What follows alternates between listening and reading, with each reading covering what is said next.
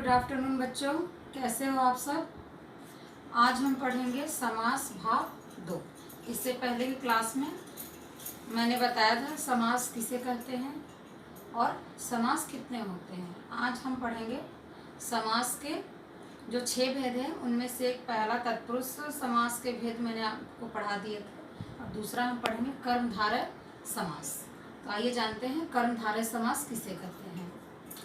कर्मधारय समास जिस समस्त पद के दोनों पदों में विशेषण, विशेष्य या उपमान एवं उपमेय का संबंध होता है उसे कर्मधारय समास कहते हैं। जैसे उपमेय और उपमान का उदाहरण देखते हैं। जैसे चंद्र बदन, चंद्र बदन में बदन की उपमा चंद्रमा से दी गई है। जैसे चंद्र बदन में बदन की उपमा चंद्रमा से की है, इसका समास विग्रह होगा चंद्रमा के समान बदन।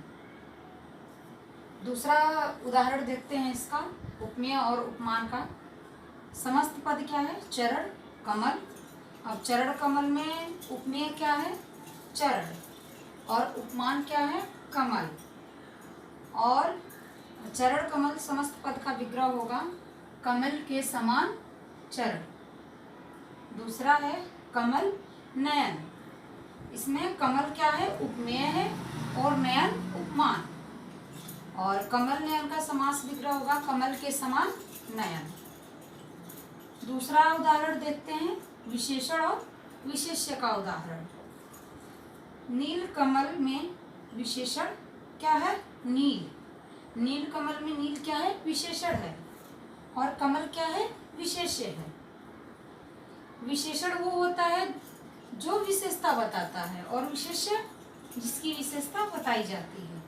इसका समास विग्रह होगा नीला कमल। नील कमल का समास विग्रह होगा नीला कमल।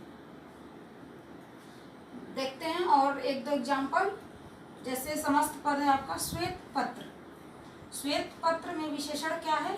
श्वेत। पत्र क्या है? श्वेत है। और इसमें विशेष्य क्या है? पत्र। पत्र की विशेषता बताई जा रही है। श्वेत पत्र का समास विग्रह होगा श्वेत है जो पत्र। दूसरा एग्जाम्पल देखते हैं पीतांबर। पीतांबर में पीत क्या है? विशेषण है और अंबर विशेष्य। पीतांबर का समास विग्रह करने पर हमें प्राप्त होता है पीला है जो अंबर। तीसरा है अव्ययी भाव समास। जिस समास में पहला पद प्रधान या अव्यय होता है उसे अव्ययी भाव समास कहते हैं।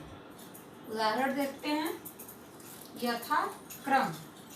यथाक्रम क्या है? समस्त पद है। यथा इसका पहला पद प्रधान तथा अव्यय है। इसका समास विग्रह होगा क्रम के अनुसार। जैसे देखते हैं प्रतिपल। प्रतिपल क्या है? एक समस्त पद है। इसका पहला पद क्या है? प्रति। प्रति क्या है? इसका पहला पद। इसका समास विग्रह होगा हर एक पद। चौथा देखते हैं बहुव्रीहि समास। जिस समस्त पद में कोई पद प्रधान न होकर किसी तीसरे पद की ओर संकेत करते हैं उसे बहुव्रीहि समास कहते हैं। उदाहरण देखते हैं चक्रधर। चक्रधर का समास विग्रह होगा चक्र को धारण करने वाला, अर्थात यह श्री कृष्ण की ओर संकेत कर रहा है जिन्होंने चक्र को धारण किया है। दूसरा उदाहरण देखते हैं नीलकंठ। नीलकंठ का समास विग्रह होगा नीला है कंठ जिसका, अर्थात शिव। यह भगवान शिव की ओर संकेत कर रहा है। इसे कहते हैं बहुव्रीहि समास। पांचवा द्विगु समास। जिस समस्त पद में पहला पद संख्यावाचक होता है उसे द्विगु समास कहते हैं। जैसे उदाहरण देखते हैं इसका त्रिभुज। त्रिभुज क्या है? एक संख्यावाचक है।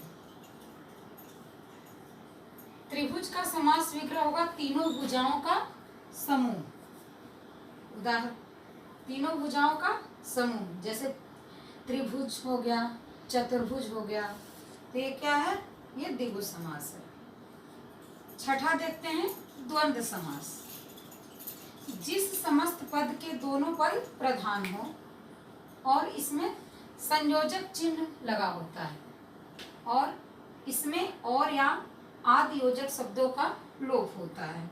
उदाहरण देखते हैं, माता पिता, जीवन मरण, आकाश पाताल, भाई बहन, दिन रात। ये द्वंद्व समास के उदाहरण हैं। इसमें और या शब्दों का लोप होता है। जैसे यहाँ लिखा है माता पिता, इसका जब हम विग्रह करेंगे ये होगा माता और पिता। ऐसे ही आकाश और पाताल, जीवन और मरण। तो इसमें और या योजक शब्दों का लोप होता है। तो बच्चों आज हमने पढ़ा समास का जो दूसरा भाग था, जिसमें हमने समास के सभी भेदों के बारे में जाना। तो बच्चों आज आप यही रिवाइज कीजिए, समास जो आज हमने पढ़ा है उसको रिवाइज कीजिए और नोट डाउन कीजिए। बाकी खुश रहिए, मस्त रहिए, पढ़ते रहिए। रेडी। तो बच्चों आपको आज की क्लास कैसी लगी? अगर आपको ये क्लास अच्छी लगी तो please like, share and subscribe कीजिए ताकि आपका सपोर्ट मिले और हम अपने काम को आगे बढ़ाएं।